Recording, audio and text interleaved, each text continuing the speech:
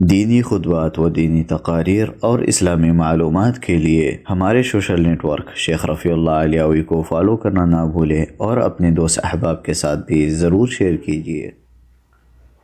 السلام علیکم ورحمۃ اللہ وبرکاتہ۔ الحمد للہ وحدہ والصلاة والسلام علی من لا نبی بعدہ، اما بعد۔ قال النبی صلی اللہ علیہ وسلم: بني الإسلام على 5 شهادة أن لا إله إلا الله وأن محمد رسول الله وإقام الصلاة وإيتاء الزكاة والحج وصوم رمضان، رواہ الترمذی۔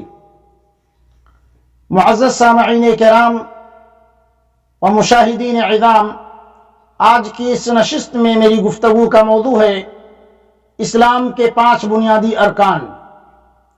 میرے بھائیوں، ارکان اسلام 5 ہیں۔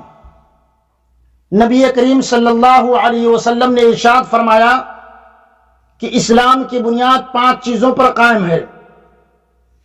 اس بات کی گواہی دینا کہ اللہ کے سوا کوئی معبود برحق نہیں اور محمد صلی اللہ علیہ وسلم اللہ کے رسول ہیں۔ نمبر 2، نماز قائم کرنا۔ نمبر 3، زکوٰۃ ادا کرنا۔ نمبر 4، رمضان المبارک کے روزے رکھنا۔ نمبر 5، بیت اللہ کا حج کرنا اس شخص کے لیے جو اس تک جانے کی طاقت رکھتا ہو۔ ان 5 ارکان کو ایک مومن کی شخصیت سنوارنے اور اس کا مثالی کردار بنانے میں بہت بڑا دخل ہے۔ سب سے پہلے رکن کلمہ شہادت کو لے لیجئے، جس کے ذریعے ایک مومن اپنے رب کی وحدانیت کا اقرار کر کے مخلوق کی عبودیت سے آزاد ہو جاتا ہے اور نبی کریم صلی اللہ علیہ وسلم کی رسالت کا اقرار کر کے زندگی گزارنے کا راستہ متعین کر لیتا ہے۔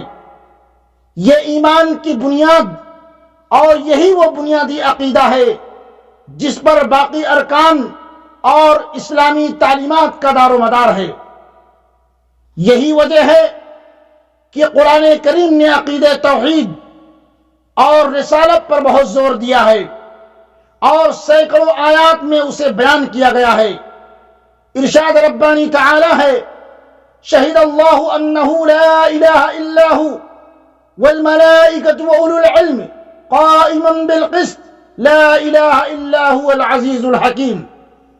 اللہ تعالی نے خود اس بات کی شہادت دی ہے کہ اس کے سوا کوئی معبود نہیں، اور فرشتوں نے بھی اس کی شہادت دی اور اہل علم نے بھی اس کا اقرار کیا۔ اس کی شان یہ ہے کہ وہ انصاف پر قائم ہے۔ اس زبردست حکیم کے سوا فی الواقع کوئی لائق عبادت نہیں۔